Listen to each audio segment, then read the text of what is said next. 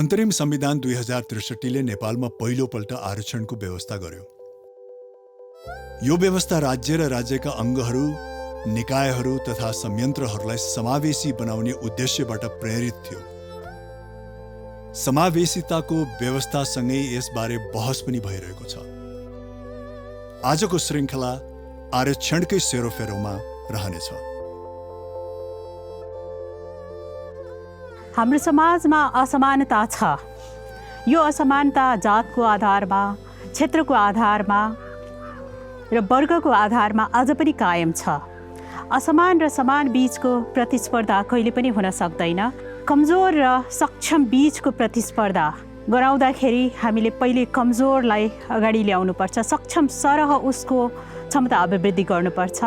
अहिलेको कायम यो विभेदलाई अन्त्य गर्नको लागि अथवा समाजमा विद्यमान विभेदको खाडललाई पूर्णको लागि आरक्षण एउटा सुन्दर उपाय हो।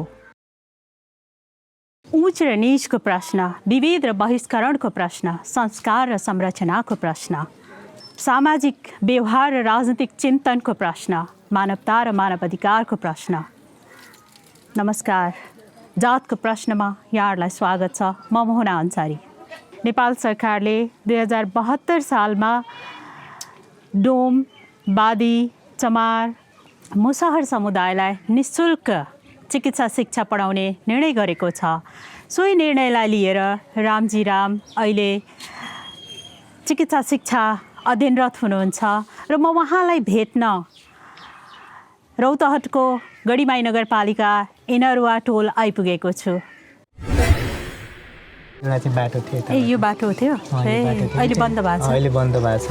यो भनौँ न पुरै गाउँ एउटा मिक्स टाइपको छ, मिक्स बस्ती। खास गरेर चाहिँ समाज, दुसार, के अरे यहाँ पासमा कम्युनिटी, पण्डित पनि छन् अनि मुस्लिम पनि छन् अनि यादव सबभन्दा बढी चाहिँ।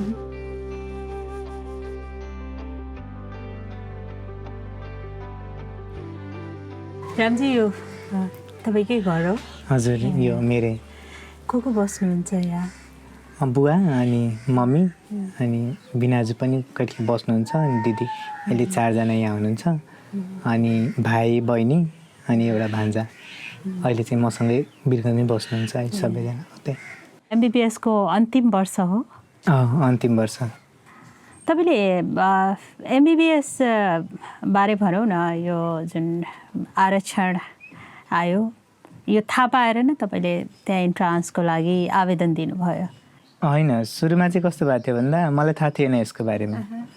+2 सकेपछि चाहिँ मेरो सोच भनेको, मेरो म्याथ त्यति बेला राम्रो थियो अनि म्याथ पढाउँछु भनेर चाहिँ ट्युसन पढाएर म केही न केही पछि पढिहाल्छु भनेर सोच थियो। अनि बढी चाहिँ सरले के भन्छन् त, म्याथ पढेको मान्छेहरूले चाहिँ हाम्रो कलेजमा चाहिँ इन्जिनियरहरू धेरै आउनुहुन्थ्यो, 2-3 जना चाहिँ। अनि उहाँबाट इन्जिनियर बन्नुपर्छ भनेर प्रेरणा आउँथ्यो। यहाँ हाम्रो झा सर जो पढाउनुहुन्थ्यो हामीलाई, साइन्स पढाउने सर। अनि रामजी, तिमी यदि पढ्छौ भने इन्जिनियरिङको लागि चाहिँ एउटा सर हुनुहुन्छ, बरु जाऊ भेट भन्नुभयो। अनि हुन्छ, म गएँ भेटेँ। अनि उहाँले भन्यो अब 4000 लाग्छ भन्नुभयो। के को लागि भन्दा इन्जिनियरिङको तयारीको लागि। अनि किताब पनि दिनुभयो। अनि बिनाजुसँग अलिकति त्यति बचाएको थियौँ अनि तिरेँ अनि पढ्न सुरु गरेँ मैले। इन्जिनियरिङको तयारी गर्न सुरु गर्नुभयो? सचदेवमा म प्रिपरेसन गर्थेँ इन्जिनियरिङको। अनि म रेगुलर जान्थेँ कि त्यहाँ पढ्नलाई। एक दिन चाहिँ के भयो भन्दा त्यहाँ अमृत दाई एउटा हुनुहुन्थ्यो, म उहाँसँग सोध्न गएँ प्रश्न। अनि उहाँले चाहिँ परिचय गरौँ भन्ने सुरुबाट भयो। अनि परिचय गरे पश्चात चाहिँ उहाँले थाहा पाउनुभयो कि सरकारीबाट पढेको मैले अनि दलित पनि छु भनेर। अनि उहाँले थाहा पाइसकेपछि बरु उहाँले के भन्नु, तिमी इन्जिनियरिङ किन पढेको, एमबिबिएस पढे हुन्थ्यो भन्नुभयो। अनि मैले किन दाई भनेर। अनि उहाँले भन्नुभयो कि इन्जिनियरिङमा चाहिँ भन्दा पनि एमबिबिएसलाई कोटा छ अनि दलित कोटा छ, तिमी त्यहाँ यति मेहनत गर्यो भने चाहिँ उता सजिलै नाम निस्किन्छ भनेर। अनि मैले नाम निस्क्यो भने चाहिँ कति पैसा लाग्छ त्यस पश्चात पनि? अनि उहाँले भने 3 लाख जति लाग्छ। 3 लाख त धेरै छ दाइ, म सक्दिनँ भनेर।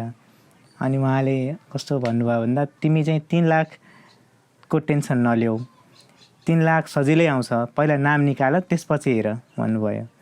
अनि मैले हुन्छ दाइ त्यसो भए। अनि मलाई के गरिदिनु भन्दा दाइ कि म इन्जिनियरिङको बुकहरू अब त्यहीँ दुइटै पढाइ हुन्थ्यो, मेडिकल पनि इन्जिनियरिङ पनि। अनि मैले इन्जिनियरिङको बुकहरू फिर्ता गरिदिएँ अनि एमबिबिएसको बुकहरू चाहिँ तयारी गर्ने सबै लिएँ। अनि नेक्स्ट इयरको लागि टार्गेट गरेको थिएँ। अनि जसरी भए पनि अब यो पढ्नलाई कम्तीमा नि 15-20 घन्टा जति चाहिन्छ भनेर मैले सुरु गरेँ। अनि त्यसपछि चाहिँ म बिहान, त्यति बेला त यस्तोसम्म हुन्थ्यो कि बिहान 5 बजीसम्म खाना बनाएर खाएर राखेर यसो बोटका थियो, त्यसमा राखेर जान्थ्यो कि पढ्नलाई सधैँ। अनि पछि के भयो भन्दा अब यतापट्टि हाम्रो उहाँहरूकोमा अरू पनि जोगीहरू जोड्नु भयो, हाम्रो अङ्कलहरू त्यहाँको। जोडेपछि चाहिँ मलाई गाह्रो भयो। उहाँले के भन्यो, तिमी चाहिँ पढ्ने विद्यार्थी, हामीसँग बरु नबस, अरूतिर एउटा रुम खोजिदिन्छु भनेर। अनि ठ्याक्क त्यो रुम खोज्ने क्रममा काहीँ नपाएपछि एउटा बाख्राको खोर थियो। अनि त्यहाँ यो चाहिँ भाडामा दिन्छु है भनेर भन्यो, नजिकै थियो। अनि हुन्छ म यसैमा बस्छु, गाउँमा यसै बसेको हो।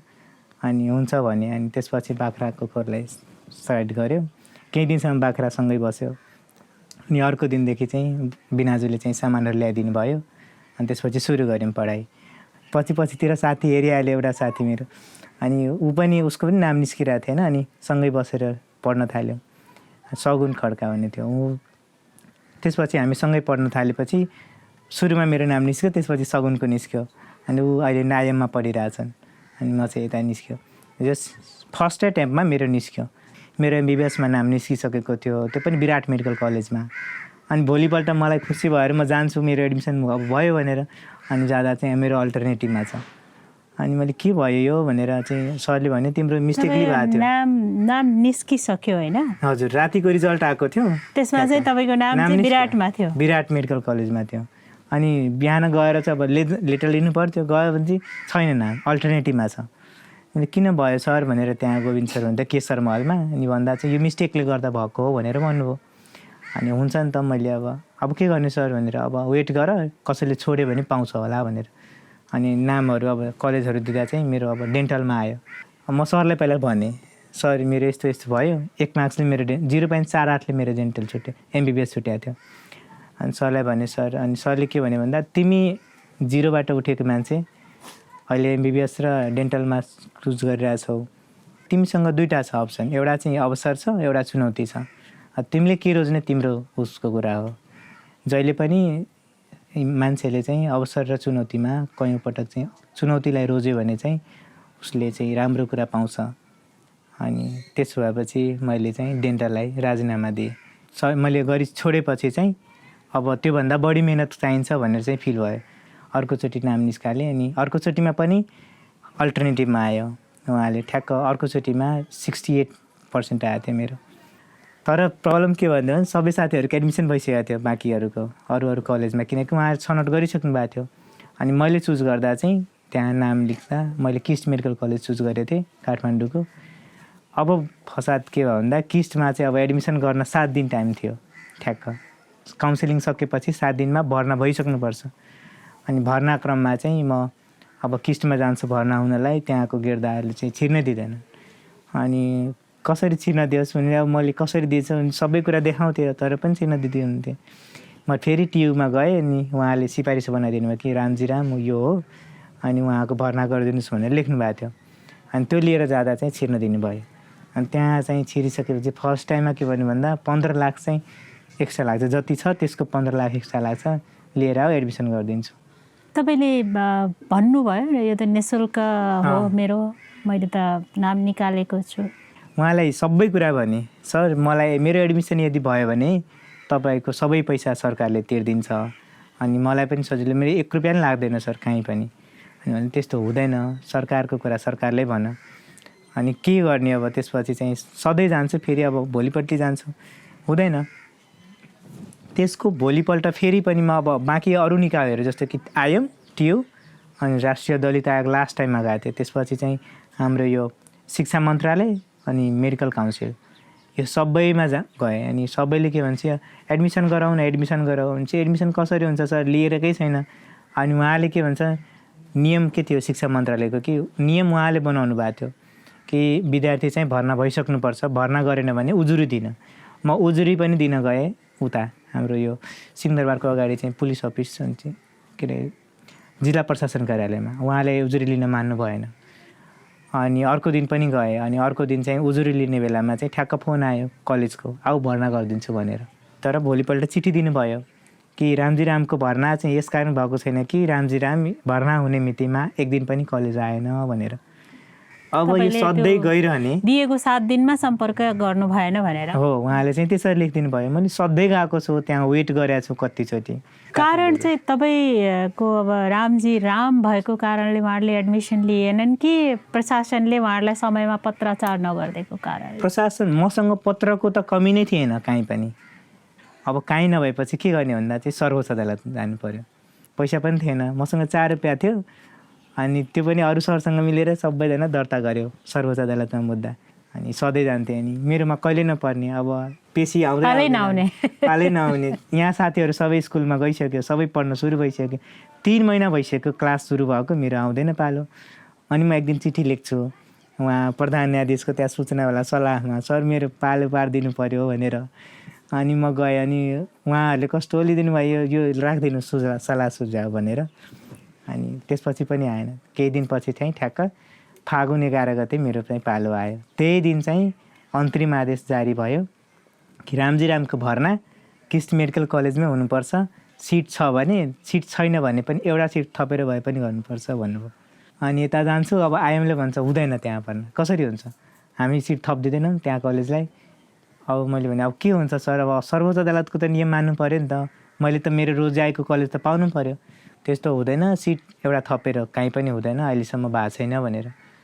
अनि अब त्यसपछि अब के गर्ने सर भनेर सबैतिर कुरा सोद्धा, त जहाँ पाउँछ पढ्नु पऱ्यो, कलेज जहाँसुकै भए पनि के हुन्न, अब लास्टमा हुन्छ पढ्दिउँ भनेर भयो। अनि यहाँ आएपछि ठ्याक्क त्यही दिन भर्ना चाहिँ भयो। तर त्यो दिन भर्ना हुने बेलामा चाहिँ म यहाँ भनेको कहाँ? नेसनल मेडिकल कलेज वीरगन्जमा। अनि वीरगन्जमा आएपछि चाहिँ एकछिन कुरेँ, अनि भर्ना चाहिँ भयो। त्यति बेला म गएकै दिन इक्जाम थियो, फेरि त्यहाँ जुन दिन जान्छु त्यही दिन इक्जाम थियो। अब इक्जाममा पनि बसेँ, डाइरेक्ट ढिलो गरी पुग्नुभयो हो होइन, ढिलो गरी त्यत्रो सङ्घर्ष गरेर तपाईँको एडमिसन भयो। त्यसपछि तपाईँको भनौँ न, तपाईँको जुन दिन तपाईँ कलेजमा खुट्टा राख्नुभयो, पाइला टेक्नुभयो, त्यो दिनदेखिको निरन्तर तपाईँको उतार चढाव चलि नै रहेको छ कि सङ्घर्ष चलि नै रहेको छ। त्यहाँ परिचय दिनु पऱ्यो भनौँ, त्यहाँ इक्जामको छिरेको भोलिपल्टै परीक्षा थियो, त्यो पनि परीक्षा राम्रै भयो मेरो पनि।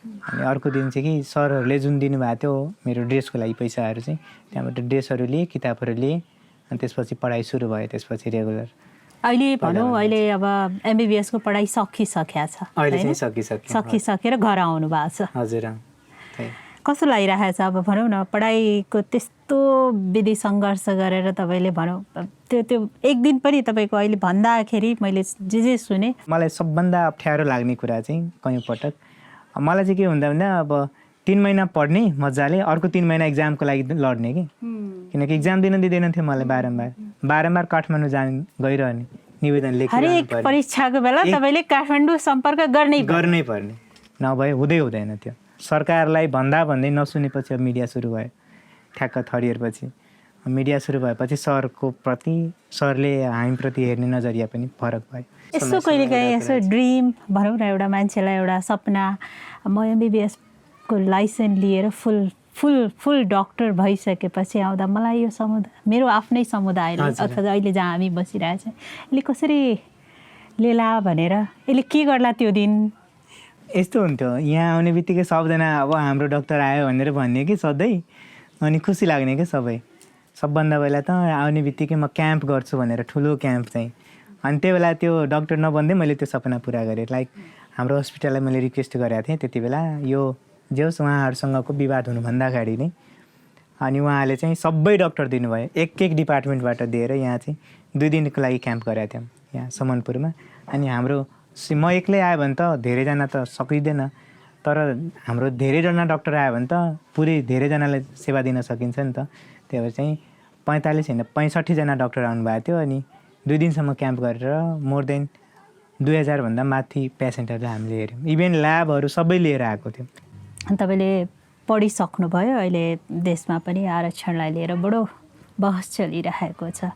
एउटा चमार समुदायको व्यक्ति होइन, अथवा भनौँ एउटा वादी समुदायको व्यक्ति, उसले त कहिले पनि सपनामा पनि उसको म एमबिबिएस पढ्छु भनेर उसलाई आउँदैन त्यो सपना, आउँदैन त्यो सपना। यसले कता न कता आरक्षणले तपाईँको को समुदायलाई अथवा केही पछाडि परेको समुदायलाई यसले त राम्रो गरेको जस्तो लाग्छ, एउटा यो उपाय हो। तपाईँलाई के लाग्छ? मलाई त एकदमै राम्रो लाग्छ। किन भन्दा चाहिँ सुरुमै म सोच्नु न, म काठमाडौँमा प्रेसर कुकर बनाउँदै हिँड्ने मान्छेलाई डक्टर पनि बन्न सकिन्छ है भनेर सपना पहिलो देखाउने भनेको मलाई त थाहा पनि थिएन नि त।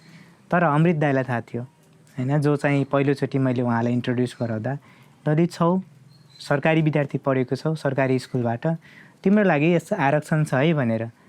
तर उहाँले त धेरैचोटि सुन्नुभयो हो नि त, तर मैले एमबिबिएसको आरक्षण पहिलोचोटि सुनेँ।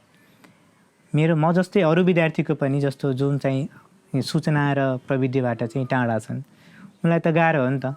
सो त्यो टाइममा चाहिँ त्यही भएर चाहिँ मलाई त्यो आरक्षण मैले नसुन्या भए मैले एमबिबिएसको कल्पना गर्दैन थियो होला नि त। सो आज म डक्टर छु होइन।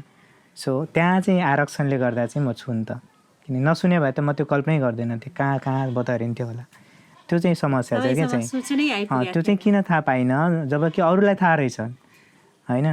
मानौँ न जुन कम्युनिटीको लागि एटलिस्ट टार्गेट गरेर बनाइएको हो, मानौँ न डोमको लागि हो, मुसरको लागि, चमारको लागि, त्यो बस्ती कहाँ छ त लोकेसनमा, उनीहरूलाई थाहा छ कि छैन?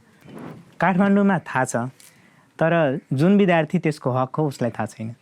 अनि कसरी हुन्छ त्यो पाउँछ कसरी? दोस्रो कुरा चाहिँ 12 क्लासमा हामीलाई चाहिँ हेर्नुहोस्, 12 क्लास पढिसकेपछि एमबिबिएसको लागि आरक्षण छ होइन। तर 12 क्लाससम्म पुग्नलाई त चाहियो नि त, कसरी पुग्ने? जबकि 12 क्लाससम्म पुग्नलाई त हामीलाई चाहिँ 6 क्लासमा भने स्कुलै जानलाई चाहिँ रोकिदिने बाटो छ कति चाहिँ। 5 सम्म पढिसके पश्चात चाहिँ एटलिस्ट जुन परिवारले चाहिँ पढाइरहेछ उसलाई फिल हुनु पऱ्यो नि, यसपछि के हुन्छ त, आउटकम त हुनु पऱ्यो। सो आउटकम नभएपछि उनले चाहिँ सोच्ने के, खाना पुगिरहेको छैन, पढ्नलाई कसले सोध्छ? रामजी, मैले तपाईँसँग यति लामो गफ गरेँ र तपाईँको एउटा प्रतिभा चाहिँ छुट्न गयो। तपाईँको त्यो लुकेको प्रतिभा भनेको गीत गाउनु हुँदो रहेछ। साह्रै मिठो गीत गाउनुहुन्छ। मैले हिजो राति सुनेको तपाईँको त्यो गीत। हजुर, म आज प्रत्यक्ष सुन्न चाहिरहेको छु त्यो। हुन्छ नि है, मलाई त एकदम खुसी लाग्छ। पहिला त तपाईँहरू यतिसम्म आउनुभयो, घरसम्मै आउनुभयो होइन। मलाई यतिसम्म सौभाग्य छ भने जस्तो लागेको थिएन मलाई चाहिँ। मन बोले जवान बत्तिया उहे काम करीले, मन बोले जवान बत्तिया उहे काम करीले, हम आदमी है आदमी से प्रेम करीले, हम आदमी है आदमी से प्रेम करीले।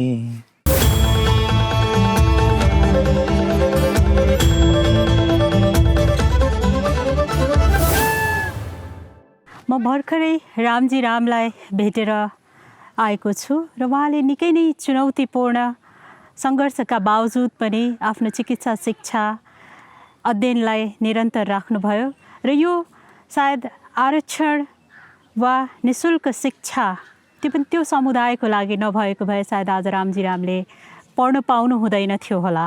अब म शर्मिला तामाङलाई भेट्न बर्दिवास जाँदैछु। उहाँ महोत्तरीको बर्दिवास नगरपालिकामा लेखा अधिकृतको रूपमा कार्यरत हुनुहुन्छ।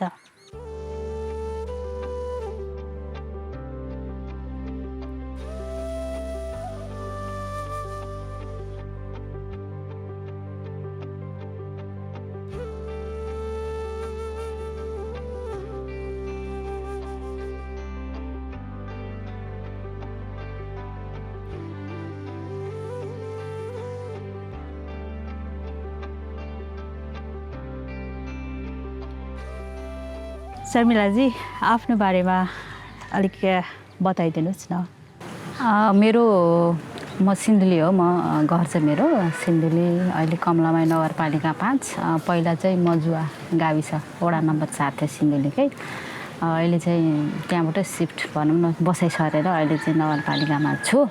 बसाइ चाहिँ त्यो हो मेरो। अनि अब हामी परिवारमा चाहिँ 3 दिदी बहिनी, एउटा भाइ, म चाहिँ बिचको माइली हुनुहुँदो रहेछ। म नि माइलो।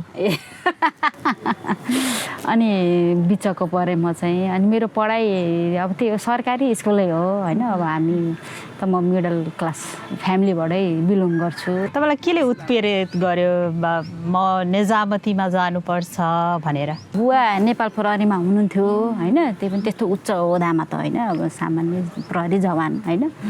त्यस पछाडि अब घरमा पुस्ता, मेरो त पुस्तामै कोही पनि हुनुहुन्न क्या। तपाईँ पहिलो पुस्ता हो पढेको कि? पढेको, पास गरेको त्यो हो। अनि त्यस पछाडि अनि बुवाहरूले पनि अब गर्नुपर्छ, पढ्नुपर्छ होइन। अब आफूले पढ्न नसके पनि छोराछोरीलाई चाहिँ पढाएर त्यो हेरौँ भन्ने उहाँहरूको पनि चाहना। सरकारी सेवामा जानको लागि त विभिन्न तहहरू हुँदो रहेछ, खुल्लाबाट जाने, यसबाट जाने। तपाईँ जाँदाखेरि के? म यस्तो जनजाति कोटाबाट चाहिँ निस्क्या हो मेरो। त्यो दिन त अब खुल्ला महिला 3 टाइममै दिन्छ। अब केही नम्बरको भेरिएसन अब कारणवश अब यता समावेशीबाटै निस्किएको रहेछ। त्यो पनि अब पछि थाहा भयो। मैले त अब इक्जाम त हो दिएर न भन्ने थियो, तयारी पनि ठिकै थियो, राम्रै थियो। अनि ठिकै छ पढ्नुहुन्छ खुब? त्यतिखेर त अब उद्देश्य नै यही हो, गर्नुपर्छ। अब अरू केही अप्सन नभएपछि मैले अब यो क्षेत्रमा चाहिँ म लाग्नै पर्छ भन्ने नै भएर अब त्यो त्यतिखेर भित्रैबाट मोटिभेट भयो।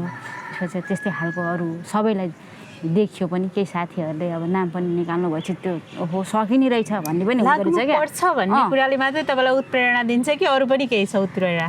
म खासमा मोटिभेट भएको भन्ने चाहिँ यस्तो हो। अनि बुवाले अब केही त गर्नु पऱ्यो, होटल खोल्नु भयो। त्यसपछि होटल खोल्दाखेरि अब त्यहाँ खानालाई चाहिँ फेरि त्यहाँ सरकारी कर्मचारीहरू नै धेरै आउने। अनि त्यस पछाडि नत्र मलाई त यो सरकारी कर्मचारीको के पढ्ने, कसरी बन्ने त्यो त्यतातिर त हुनै थिएन क्या। अब त्यो हुन्छु भन्ने पनि लक्ष्य पनि थिएन। त्यस पछाडि अनि यसो हेरेँ सबैजना आउने। अनि हाम्रो पढाइ ठिकै थियो त्यतिखेर, राम्रै थियो। स्कुलमा हामी राम्रै विद्यार्थीमै गनिन्थ्यौँ। हामी 3 दिदीबहिनी नै मेहनती, यिनीहरू एकदम राम्रो छन्, यसो गर्नुपर्छ भनेर अनि सल्लाह सुझाव दिनुभयो क्या त्यहाँ सरहरूले। अब अधिकृत सरहरू त्यसको धेरैजना चाहिँ खाना आउने बेलामा पढाइ राम्रो छ, यसो गर, त्यसरी पढ्नुपर्छ, सकिन्छ भनेर त्यसरी उहाँले हौसला दिनुभयो। अनि त्यस पछाडि पनि ओहो ल गर्नुपर्छ कि क्या हो भन्ने भए पछाडि अनि त्यतैतिर लाग्यो। त्यस पछाडि अनि पढाइसके पछाडि त अनि कम्प्लिट अब चाहिँ ट्युसन पढेर हुन्छ कि के गरी हुन्छ होइन, मेटेरियल जुटाएर कहाँबाट हुन्छ त्यो अनुसार। अहिले त अधिकृत पदमा हुनुहुन्छ होइन? हजुर हजुर हजुर। अनि यतातिर फेरि त्यता अवधि नपुग्दै यतातिर जानुभयो? यस्तो हुन्छ, त्यसलाई अवधि पुग्नु परेन। नायब सुब्बा त अब यता खुलेपछि यता पनि हाल्नुभयो? त्यो चाहिँ यस्तो हो, त्यसलाई अब मिनिमम क्वालिफिकेसन भनेको ब्याचलर पास हुनु पऱ्यो होइन। ब्याचलर पास भएपछि अब सरकारी सेवामै छिरेकोले मात्र होइन, त्यो त सबैलाई खुला हो। अनि त्यही भएर 4 वर्ष पछाडि चाहिँ जे होस् यतापट्टि म फाइट गरेँ होइन। 72 सालमा चाहिँ मेरो यतापट्टि भएको हो, अफिसरतिर नाम निस्क्या हो। अनि आफू अधिकृतमा पदस्थापन भइसकेपछि र नायब सुब्बा भएर काम गरिसकेपछि त्यो दुईटा बिचमा तपाईँले आफूले तपाईँको आफ्नो भोगाई कस्तो रह्यो? यस्तो हो, अब नायब सुब्बा भनेको चाहिँ अफिसरभन्दा एक तह मुनिको पद हो। त्यतिखेर अब खासमा त्यस्तो धेरै जिम्मेवारी लिनु पर्दैन, किनभने आफूभन्दा माथि शाखा प्रमुख हुन्छ नि त। अनि उहाँले जे भन्नु त्यही गर्ने, त्यो डिसिजन मेकिङ त्यतिखेर हुँदैन थियो। यो गर त्यो गर भनेपछि गरिन्थ्यो। म निर्णायक तहमा जान्छु भनेर तपाईँलाई एउटा आत्मविश्वास त थियो? थियो सक्छु भन्ने त थियो होइन। अनि त्यतिखेर चाहिँ त्यस्तो च्यालेन्ज हुँदैन थियो। अब यो गर त्यो गर, यसरी गर्ने उसरी गर्ने भने चाहिँ आफूभन्दा माथि भएपछि त्यो अलिकति त्यो चाहिँ उनी हुँदो रहेछ क्या। त्यति धेरै गर्नु नपर्ने, डिसिजन लिइराख्नु नपर्ने, उयो काम मात्रै गर्ने, यसो गर उसो गर। त्यसपछि अब अफिसर भइसकेपछि चाहिँ अब डिसिजन पनि गर्नु पऱ्यो। एउटा शाखाको प्रमुख भएर बसिसकेपछि अब डिसिजन मेकिङ पनि गर्नु पऱ्यो। त्यसमाथि अब आफूले अरू मुनिकालाई पनि हेर्नु पऱ्यो होइन। त्यो चाहिँ अलिकति तुलनात्मक रूपमा अलिकति अफिसर भएपछि जिम्मेवारी त बढ्ने नै भयो। 68 सालको 8/12मा मैले नियुक्ति पनि लिएँ नायब सुब्बाबाट। त्यस पछाडि चाहिँ अब सहकारी विभागमा हो मैले पहिला मेरो नयाँ पोस्टिङ भएको अफिस त्यही हो। त्यस पछाडि अनि मेरो फेरि म प्रेग्नेन्ट थिएँ क्या। अनि फेरि मेरो छोरी भयो हेर्नुहोस् है। 68 8/12मा म यता छिरेँ। अनि त्यसपछि 68 9/14मा फेरि छोरी भयो। त्यस पछाडि अब छोरीको हेरचाह गर्दा के गर्दा मेरो 2-3 वर्ष मेरो गयो। मैले त्यसपछि अफिसरको तयारी गर्न पाइनँ। जब छोरी 3 वर्ष पुगेर 4 वर्ष लागेँ, त्यस पछाडि चाहिँ मैले यतातिर तयार गरेँ हो। तयार त मैले नानी सानो हुँदादेखि नै गरेँ हो होइन। त्यो समस्या त मलाई भयो तयारी गर्ने बेला। अब बच्चालाई हेर्न पनि पर्ने सँगसँगै अब यता अफिस पनि जानुपर्ने। अनि अब त्यही हो, अब बिहान बेलुकाको अब आफ्नो गर्ने काम त छँदैछ। अनि त्यो हुँदा पनि टाइम मिलाएर अनि त्यो बेलुकाको टाइममा म अलिक बढी बसेर पढ्थेँ। बिहान छिटो उठ्ने, बेलुका चाहिँ म रातभरि जसो पनि पढ्थेँ। अब नानी सुतिसके पछाडि पढ्थेँ, नत्र अब पढ्न डिस्टर्ब हुन्थ्यो। त्यसरी पढेँ, 4 वर्ष जति मैले दुःख गरेँ त्यसरी। त्यस पछाडि अनि इक्जाम दिएँ, अफिसरको इक्जाम दिएँ। अफिसरको इक्जाम दिए चाहिँ मेरो निस्क्यो 72 सालमा। 72 सालमा चाहिँ नाम निस्क्यो। त्यस पछाडि अफिसर भएर हजुर पहिलो पदस्थापन भइसकेपछि हजुर त्यहाँको वातावरण कस्तो महसुस गर्नुभयो? खुलस्त रूपमा भन्नुपर्दाखेरि किन लुकाउनु होइन, यस्तो हुन्छ। अब हामीले इक्जाम दिँदाखेरि त म अब समावेशी कोटाबाट पास हुन्छु भनेर त दिने होइन होइन, खुलाबाटै दिने हो। खुलाबाट दिँदाखेरि खुला महिला जनजाति मैले यो समावेशी कोटा भनेको तपाईँको अधिकार थियो, मैले यसमा भर्नुपर्छ, मैले यसरी के भन्छ, पढाइमा त त्यहाँ प्रश्नपत्र त फरक हुँदैन। खुला पनि त्यही प्रश्नपत्र हुन्छ, समावेशी पनि त्यही प्रश्नपत्र हुन्छ, एउटै हुन्छ, केही फरक हुँदैन। एउटै हो त्यो त। अनि त्यसमा चाहिँ तपाईँलाई किन त्यस्तो भनौँ न, अहिले आफू पदस्थापन रहेको कार्यालयको वातावरण तपाईँलाई किन त्यस्तो लाग्यो अथवा किन त्यस्तो महसुस हुन्छ? यस्तो हुँदो रहेछ के भने मान्छेमा अलिकति कस्तो चाहिँ मेन्टालिटी छ भने यो खुलाबाट आएको चाहिँ एकदम यो चाहिँ बाफ्रे यो चाहिँ धेरै ट्यालेन्ट, एकदम यो धुरन्धार, यो चाहिँ जम्मै जान्ने भन्ने अलिकति त्यो चाहिँ त्यस्तो हुँदो रहेछ, सोच हुँदो रहेछ मान्छेको। त्यो मैले फिल गरेँ पछाडि। अब एक त यस्तो हो, अब हामीले त 3टा कोटा खुला त जम्मैलाई खुल्लै भइहाल्यो, महिला भएको कारणले महिला पाइहाल्यो। अब त्यसमा चाहिँ जनजाति भएपछि जनजाति पनि मैले पाउने भयो। त्यो त अब राज्यले नै दिएको सुविधा हो नि त, सहुलियत हो नि त होइन। अनि मैले 3टै भरेँ। अब मेरो लकिली यताबाट समावेशीबाट मात्र नाम निस्केछ होइन। अधिकृत भएर पदस्थापन भइसकेपछि अहिले कस्तो अनुभव भइरहेछ? यस्तो हो, अब खुसी त लागिहाल्छ होइन, खुसी लाग्छ। अब त्यो यस्तो हुन्छ, अब हामीले इक्जाम दिँदै गर्दाखेरि म चाहिँ अब जनजाति हुँ, मैले चाहिँ समावेशी कोटा मात्र निकाल्छु भन्ने त हुँदैन नि त कसैको पनि। खुलामै फाइट गर्ने हो। खुलामा पनि अब हामीलाई सहुलियत भनौँ न, तैँले चाहिँ ल जनजाति कोटा पनि पाउँछस् है भनेर एउटा राज्यले एउटा सहुलियत दिएको छ होइन। अब त्यो भएर मैले चाहिँ समावेशीबाट चाहिँ म आएँ होइन। अब आइसके पछाडि अब यस्तो हुन्छ मान्छेको अब अलिकति के भन्ने, त्यो अब हेर्ने दृष्टिकोण, अलिकति सोच्ने दृष्टिकोण चाहिँ कस्तो छ भने यो खुलाबाट आयो भने चाहिँ यो एकदमै तगडा, यो चाहिँ एकदम एक्स्ट्रा ट्यालेन्ट, धुरन्धार। यो समावेशीबाट आउने चाहिँ अलिकति यो चाहिँ अलिक कमजोर हो, यो अलिकति यसको चाहिँ यो चाहिँ जस्ट पास मात्र भएको होला भन्ने मान्छेको त्यो अनुमान हुँदो रहेछ क्या। त्यो मैले फिल गरेँ। त्यो मैले चाहिँ हाम्रो अब अफिसर पास भइसकेपछि 6 महिनाको हाम्रो तालिम पनि हुन्छ। त्यो तालिममा पनि मैले चाहिँ यसो विचार गरेँ। सोध्थे साथीहरूले? सोध्थे त्यो साथीहरूले सोध्ने चासो त्यसमा बढी देखाउने क्या। तपाईँ कुन कोटाबाट आउनुभएको होइन, अब समावेशी कोटा ए भन्ने होइन, महिला कोटाबाट आएको ए भन्ने, अब खुलाबाट आएको छुट्टै उनीहरूको। अब ओहो हामी त एकदम हुन्थ्यो।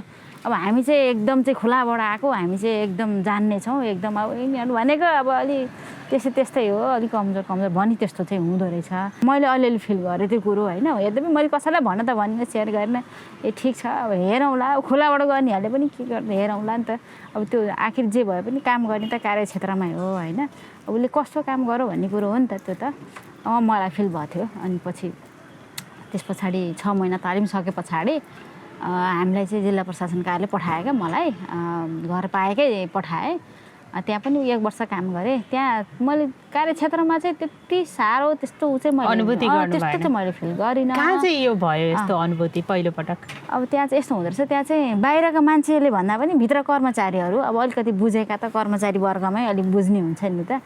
बुझ्नेले धेरै बुझेको भन्नु पऱ्यो। अनि कुन कोटाबाट आउनुभयो के अब मैले सोध्थेँ समावेशी कोटा। अब नसोधे पनि अब म तामाङ समुदायको भएपछि मान्छेले त्यो अड्कल काट्दो रहेछ क्या। यो तामाङ हो, यो चाहिँ समावेशी जनजाति कोटाबाट आयो भन्ने चाहिँ मान्छेले त्यो अड्कल काट्दो रहेछ। अरूले त्यसै सोद्धाखेरि चाहिँ मलाई चाहिँ अलिकति अडै हुन्थ्यो होइन। त्यस्तो फिल चाहिँ भयो मलाई। तपाईँलाई लाग्दैन तपाईँ 2 तहमा पुग्दाखेरि आरक्षणले तपाईँलाई सहज बनाएको? यस्तो हो, विगतमा अब लामो समयसम्म चाहिँ त्यो राज्यको मूल धारबाट छुटेका क्या। जस्तै अब दलित भए होइन, जनजाति भए मधेसी समुदाय भए यिनीहरूले त अब लोकसेवा भनेकै थाहै थिएन क्या पहिला। अब किनभने हाम्रो त पुर्खा छैन नि त त्यसमा त। अब हाम्रो पुस्ता हाम्रो पुर्खा भएन हामीले त्यो बारेमा जानकारी पाउने हो। अब त्यो हाम्रो ग्याप छ क्या। त्यो ग्याप भएपछि अब हामीले त सोच्दैन थियौँ अब मेरै केसमा पनि त्यो कुरो लागु हुन्छ। मेरो पनि पुर्खामा अब कोही पनि हुनुहुन्न क्या, निजामतीमा कोही पनि हुनुहुन्न। त्यसपछि अब यो आरक्षण कोटा त अब हाम्रो लागि नै हो नि त, अवसर हो। त्यही भएर जे होस् राज्यको एउटा नीति हो होइन। र यसरी चाहिँ अब वर्षौँदेखि अब कति वर्षदेखि चाहिँ सङ्घर्षमा चाहिँ बस्नु भएको होइन। पछाडि परेका पारिएका जे भनौँ होइन, त्यो भाग त्यो हिस्सा चाहिँ अब यतापट्टि आउन सकेन नि त। त्यो आउन नसकेपछि त अब जस्तै त्यो हिस्सालाई चाहिँ के हुँदो रहेछ भने सरकारले के गर्यो त मेरो लागि होइन भन्ने त छ नि त, केही अपनाउनु नै छैन नि। अब त्यो आरक्षणबाट चाहिँ जे होस् हाम्रो लागि पनि सोच्या रहेछ, हाम्रो लागि पनि यस्तो सहुलियत सुविधा दिए रहेछ भन्ने एउटा त्यो भित्रबाट फिल चाहिँ हुन्छ। राज्यले सञ्चालन गरेका जति पनि अब भनौँ न संयन्त्रहरू छ, हामीले कर्मचारी प्रशासनलाई भन्छौँ एउटा संयन्त्र, अब त्यसमा त्यो विविधता झल्किनु भनेको हाम्रो समुदायको अनुहार झल्किनु भने हो हो हो त्यो त पक्कै पनि यस्तो यस्तो हुँदो रहेछ क्या। मैले पनि फिल गरेको होइन। अब जस्तै यो आरक्षणबाट त धेरै समावेशीहरू आउनुभयो नि, जस्तै मधेसी, जनजाति, दलित, महिला, अपाङ्ग, पिछडिएका होइन। यो जे होस् आरक्षणको एउटा यो क्याटेगोरिज हो क्या। अनि के हुँदो रहेछ भने जस्तै कुनै एउटा मानौँ अब एउटा बस्ती हो, मगर बस्ती अथवा तामाङ बस्तीमै गएर अनि अब जस्तै म तामाङ समुदायबाट भएँ होइन। म त्यो बस्तीमा काम गर्न जाँदाखेरि त्यहाँको मान्छेहरूले चाहिँ ओहो हाम्रो पनि चाहिँ समुदायबाट यस्तो यस्तो छ है भन्दाखेरि त्यो खुसी लाग्दो रहेछ क्या। तपाईँलाई भन्दाखेरि उनीहरूले आफ्ना कुरा भन्दा अलि बढी खुलस्त भएर भन्छ होला। त्यो मैले फिल गरेँ हो, एकदम फिल गरेँ त्यो कुरो। अनि अब त्यो ठाउँमा मेरो साटो अर्को समुदायको भएको भए उहाँहरूले त्यसरी खुलेर कुरा गर्न सक्नुहुन्न। कतिलाई त भाषाकै समस्या पनि हुन्छ होइन। अब आफ्नो भाषाभन्दा अरू नेपाली भाषा बोल्न नसक्ने पनि हुन्छ, हो कम्युनिकेसन पनि गाह्रो हुँदो रहेछ। अनि आफ्नो भएपछि अब आफूले पनि त्यो ठाउँ त्यहाँको अब समुदाय चिनेको, आफू पनि त्यही समुदायको भएपछि अलिकति काम गर्न पनि सजिलो हुने। तपाईँलाई त्यो दिन चाहिँ फरक अनुभूति हुन्छ होला फर्किँदाखेरि। हो मनैभित्रमा चाहिँ एकदमै खुसी। अनि त्यो भएपछि उहाँहरूलाई पनि खुसी लाग्दो रहेछ क्या। हाम्रो पनि यस्तो भन्छ उहाँहरूलाई पनि खुसी लाग्ने, अनि आफूलाई पनि अब उहाँहरूलाई कम्युनिकेसन राम्रो गर्न सक्यो त्यस पछाडि। अनि उहाँहरूको कुराहरू प्रष्ट रूपमा बुझ्न सक्यो होइन। त्यसरी खुलेर भन्नु हुँदो रहेछ।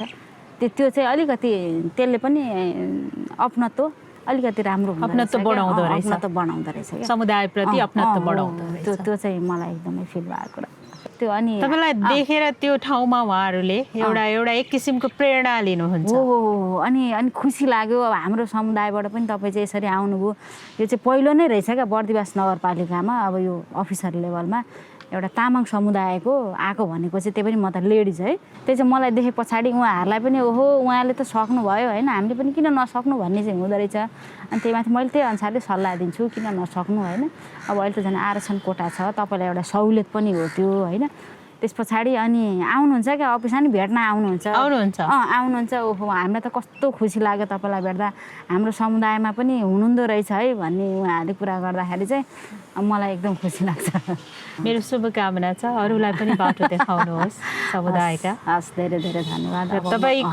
तपाईँको सङ्घर्षले अरूले पनि सिकुन्, शुभकामना छ। धन्यवाद धन्यवाद।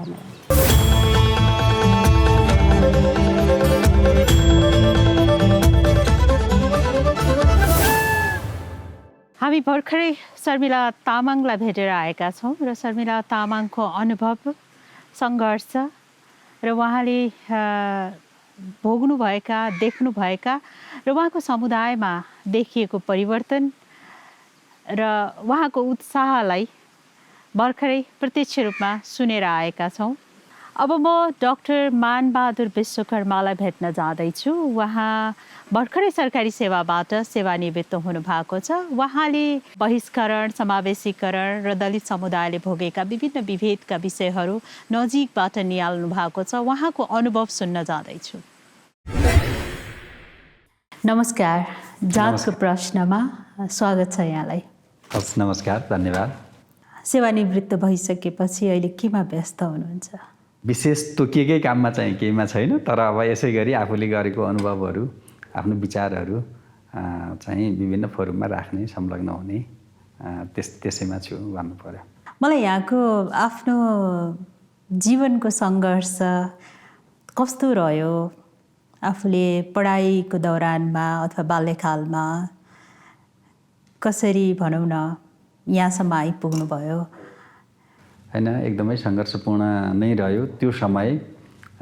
त्यो पनि एउटा दलित समुदायबाट अब पढाइ लेखाइ गरेर यो तहसम्म पुग्नु भनेको चाहिँ धेरै सङ्घर्षपूर्ण हो। धेरै अवरोधहरू बाधाहरू चाहिँ चिरफार गर्दै यहाँसम्म आइपुगिएको हो। वास्तवमा बाल्यकालदेखि नै, विद्यालय जाँदादेखि नै यस्ता सामाजिक विभेदहरू भोगाइ सुरुवात भएको हो र त्यो क्रम चाहिँ अब निरन्तरै रह्यो। ती भोगाइहरूको बावजुद पनि यो तहमा आउन जुन सफलता मिल्यो त्यो कुराले आफूलाई गौरवान्वित चाहिँ बनाउँछ। तर ती सङ्घर्षका दिनहरूले चाहिँ एउटा यो 21औँ शताब्दीमा पनि त्यस्ता दिनहरू पार गर्नुपर्ने र अहिलेका युवाहरूले पनि फेरि त्यही कुरा दोहोरिएको चाहिँ सुन्नु पर्दाखेरि चाहिँ बहुत दुःख लाग्छ। यहाँ आफ्नै बेलामा भनौँ न, जुन बेला सरकारी निजामती सेवामा प्रवेश गर्दै हुनुहुन्थ्यो, त्यो बेला यदि आरक्षण भएको भए निजामती सेवाको स्वरूप कस्तो हुने थियो? अब त्यति बेला आरक्षणको व्यवस्था भइदिएको भए सायद अलि छिटो बढुवा भएर निर्णायक तहमा, नीति निर्माण तहमा अलि छिटो पुगिन्थ्यो कि भन्ने चाहिँ लाग्दछ मेरो व्यक्तिगत तवरले। र समुदायको तवरले, राज्यको तहबाट हेर्ने हो भने यति बेलासम्म धेरै मान्छेहरू, धेरै चाहिँ दलित समुदाय, जनजाति समुदाय, इभन मुस्लिम समुदायका मान्छेहरू नीति निर्माण तहसम्ममा केही मान्छेहरू पुगेको देख्न पाइने थियो। अब लोकतन्त्र प्राप्ति भएकै पनि यति वर्षपछि बल्ल चाहिँ अब दलित समुदायको कुरा गर्ने हो भने एकजना सचिव मात्रै चाहिँ पुग्नु पर्दाखेरि चाहिँ समुदायले गौरव गर्नु परेको छ। तर यो चाहिँ अब राज्यको लागि, समुदायको लागि, समाजको लागि विडम्बना हो भन्ने चाहिँ लाग्दछ। जुन समुदायबाट यहाँ प्रतिनिधित्व गर्नुहुन्छ, लामो पिरियड बित्यो त्यहाँसम्म, सचिवसम्म पुग्दाखेरि, त्यहाँसम्म पुगिसकेपछिको आफ्नो अनुभव चाहिँ के थियो? राज्य चाहिँ समावेशी चरित्र निर्माण गर्न त्यति उत्सुक छैन, उदासीन छ कि जस्तो चाहिँ देखाइन्छ। जस्तै म सचिव हुँदाकै एउटा उदाहरण दिउँ। एउटा हाम्रो सचिव हुने प्रक्रिया चाहिँ सहसचिवहरूमध्येबाट जो सिनियर छ र कार्य सम्पादन मूल्याङ्कनमा चाहिँ न्यूनतम अब आवश्यक अङ्क प्राप्त गरेको छ, ती चाहिँ सचिवमा बढुवा हुने प्रावधान छ। लोकसेवाले सिफारिस गर्छ 3 जनाको र त्यसैको मेरिटको आधारमा चाहिँ बढुवा हुने चलन छ। त्यो चाहिँ स्वाभाविक अभ्यास चाहिँ हुँदै आइरहेकोमा मेरो पाला चाहिँ यो मेरिटमा भएको सिफारिसलाई छोडेर तेस्रो नम्बरको मान्छेलाई चाहिँ बढुवा गरेर तानियो र मेरो पाला मात्रै भन्दा हुन्छ। अहिले फेरि त्यो स्वाभाविक प्रक्रियामा गएको छ। यसरी चाहिँ एउटा रेखा खिच्ने हो भने स्वाभाविक ढङ्गमा गएको बेला मेरो पाला चाहिँ त्यो हुँदाखेरि त्यो पनि फेरि अर्को पीडादायक अवस्था। मानबहादुर विश्वकर्मा हुनुहुन्थ्यो, त्यही भएर त्यो अस्वाभाविक उहाँहरूले गर्नुभयो कि? मलाई चाहिँ कता त्यही लाग्छ, किनकि अरू कारण कुनै छैन। अरू मैले पनि धेरै खोतलेँ के कारण होला त, किन चाहिँ यसो भयो भन्ने कुरा चाहिँ खोतल्दै जाँदाखेरि योभन्दा अगाडिसम्म चाहिँ स्वाभाविक प्रक्रियामा चाहिँ जाने र मेरै पाला चाहिँ त्यो अवरुद्ध भएर अलिकता फरक ढङ्गले चाहिँ गरिनुको आशय चाहिँ सम्भवतः अब समुदायको हिसाबभन्दा अरू कुनै कारण चाहिँ देखिँदैन। यसले चाहिँ के पनि देखाउँछ भने हाम्रो राज्य अझै पनि यो समावेशीकरणको सन्दर्भमा जति उदार हुनुपर्ने हो, जति उत्सुक हुनुपर्ने हो, जति सकारात्मक हुनुपर्ने हो, त्यति रहेनछ कि भन्ने कुरा चाहिँ मलाई लाग्दछ। र मलाई लाग्छ त्यति बेला आम समुदायहरूले पनि त्यो महसुस गरेको कुरा हो। तसर्थ मैले त जब त्यो भइसकेपछि मैले राजीनामै लेखेर अब यसरी चाहिँ प्रक्रियालाई मिचेर चाहिँ सचिव बनाउन थालेपछि त म सचिव हुने सम्भवतः नहुन पनि सक्छ भनेर म राजीनामै लेखेर खल्तीमा हालेर पनि हिँडेको थिएँ। तर अब पछि फेरि अर्को चरणमा चाहिँ फेरि गरियो र अब भइसकेपछि त अब निजामती कर्मचारी निजामती सेवाको सबैभन्दा माथिल्लो खुट्किलो मा पुग्दाखेरि हुने खुसी त आफ्नो ठाउँमा छँदैछ। तर त्यो खुसीभन्दा केही समय अगाडि बिताएको जुन क्षण थियो त्यो चाहिँ अति पीडादायक चाहिँ रहेको थियो। र सचिव भइसकेपछि पनि म बागमती प्रदेशको मुख्यमन्त्री कार्यालयमा प्रमुख सचिव भएर गएँ। त्यसपछि त एउटा काम गर्ने, नीति निर्माण तहमा बसेर काम गर्ने, सरकारको हिस्साको रूपमा चाहिँ भूमिका निभाउने महत्त्वपूर्ण भूमिका प्राप्त भयो। त्यसले त अब खुसी नै हुने कुरा स्वाभाविकै भयो र त्यसले चाहिँ सिङ्गो समुदायलाई पनि एक किसिमको उत्साह सिर्जना गरेको थियो भन्ने चाहिँ लाग्दछ। मैले भर्खरै शर्मिला तामाङलाई भेटेँ बर्दिवासमा। उहाँ अहिले लेखा अधिकृत तहमा काम गर्दै हुनुहुन्छ। आरक्षणले गर्दा नै उहाँ त्यहाँसम्म पुग्नुभयो। त्यसपछि मैले रामलाई भेटेँ, जो चाहिँ चिकित्सा शिक्षाको विद्यार्थी हुनुहुन्छ। अहिले उहाँ पास पनि भइसक्नु भएको छ र उहाँ आफै पनि आरक्षण नभएको भए सायद उहाँले चिकित्सा शिक्षा पढ्न पाउनु हुँदैन थियो। त्यस्ता भनौँ न राम्रा पक्षहरू हामीसँग छन्। त्यही पनि त्यो नकारात्मकता राज्य संरचनामा बसेका व्यक्तिहरूबाट त्यो नकारात्मक कुराहरू आउँदाखेरि कसरी हामीले यो आरक्षणको विधिलाई संविधानले दिएका जुन आधारहरू छन् त्यसलाई कार्यान्वयनमा कसरी लान सकिन्छ?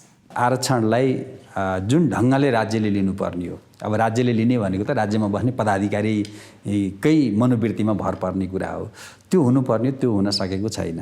यो आरक्षण जुन हामीले व्यवस्था अहिले भनिरहेका छौँ, यो आरक्षण व्यवस्था 2047 सालको नेपाल अधिराज्यको संविधानले यस्ता समुदायहरूलाई विशेष व्यवस्था गर्न सकिनेछ भन्ने टेकेर 64 सालको निजामती सेवामा यो व्यवस्था गरिएको हो। तर अहिलेको संविधानले आरक्षणको व्यवस्था गरेको छैन। अहिलेको संविधानले दलितको हकको कुरा गर्ने हो भने धारा 40 र सामाजिक न्यायको धारा चाहिँ 42ले समानुपातिक सिद्धान्तको आधारमा सहभागिताको सुनिश्चितता गर्ने चाहिँ भनेको छ। त्यसकारणले अहिले जुन हामी आरक्षण भनेर भनिरहेका छौँ र ऐन नियमले पनि त्यही ढङ्गको चाहिँ तर्जुमा भइरहेको छ, छलफल भइरहेको छ। त्यो चाहिँ संविधानसँगै चाहिँ मिलेको छैन कि भन्ने चाहिँ मलाई लाग्दछ।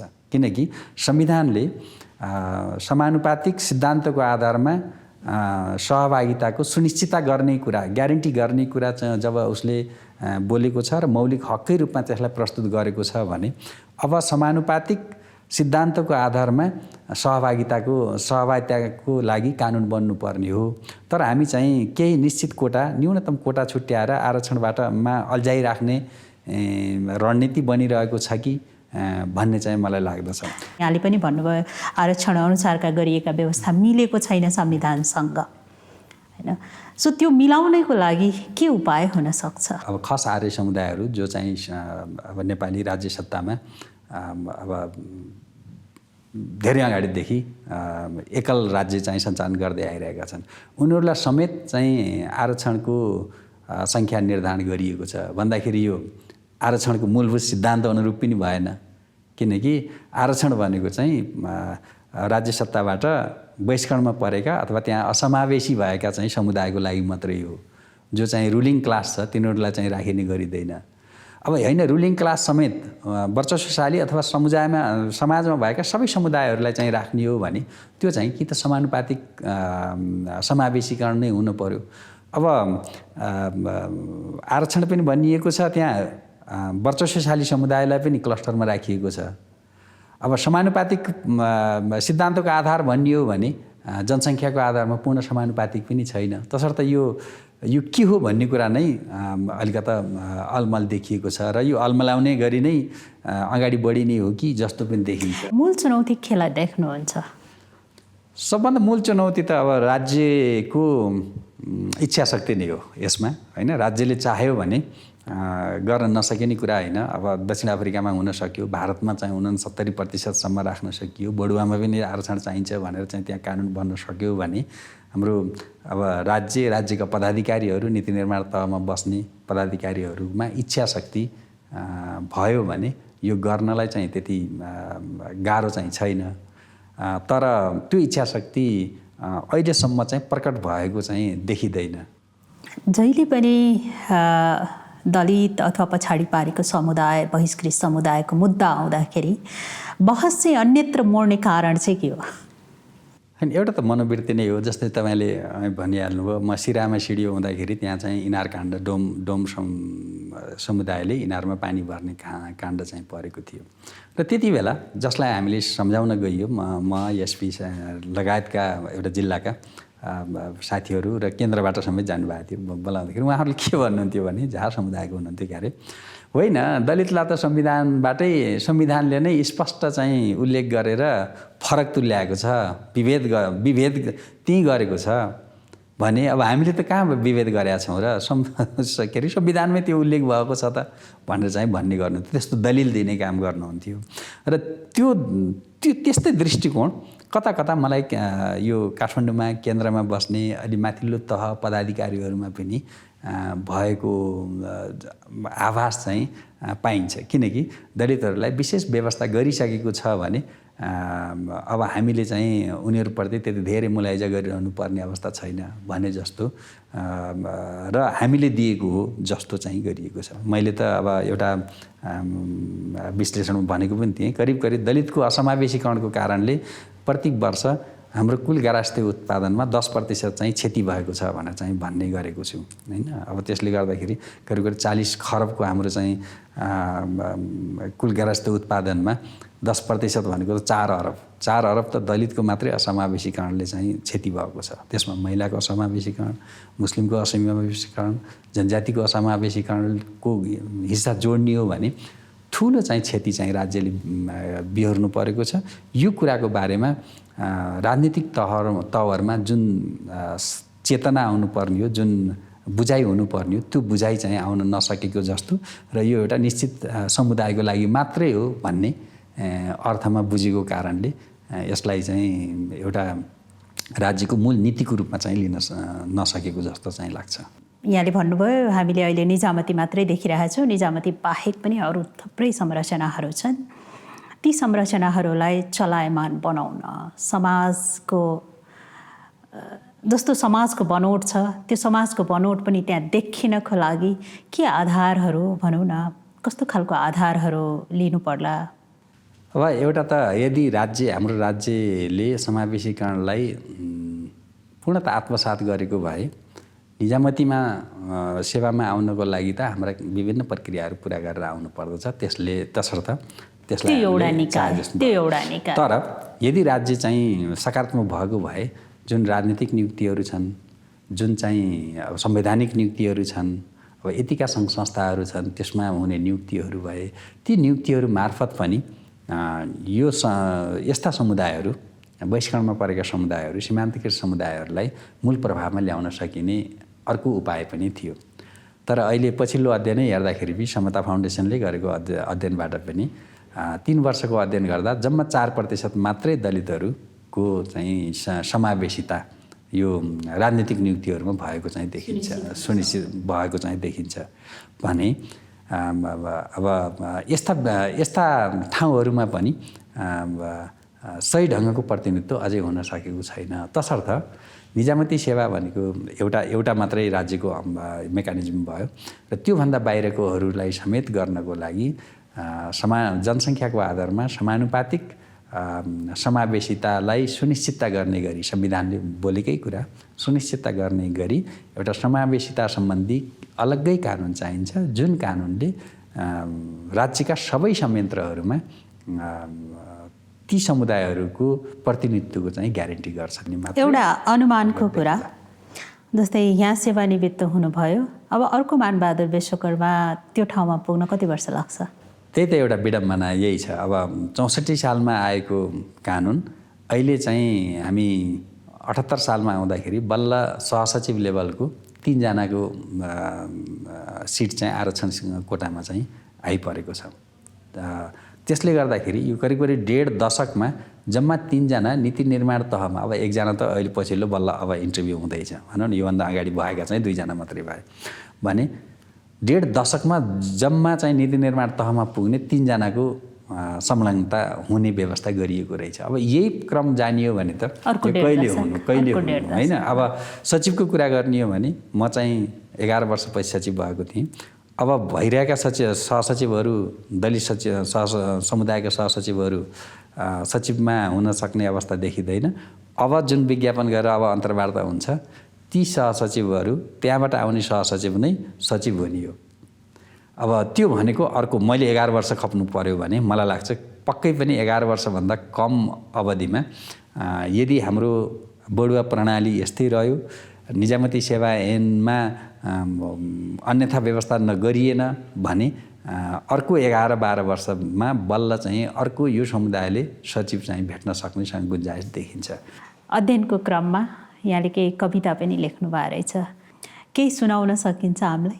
हो, त्यसै कारणले मैले मेरो कविता सङ्ग्रह पनि प्रकाशन भएको छ। यो 63 सालतिर मैले प्रकाशन गरेको हो, मान्छे र माटो भन्ने।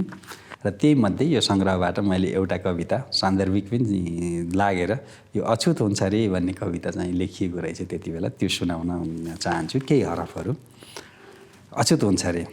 बनाइएको हस्तकला मजेरीमा राज गर्छ, तर बनाउनेवाला अछुत हुन्छ रे। सिलाएको वस्त्रले उसको व्यक्तित्व बुन्छ, तर सिलाउनेवाला अछुत हुन्छ रे।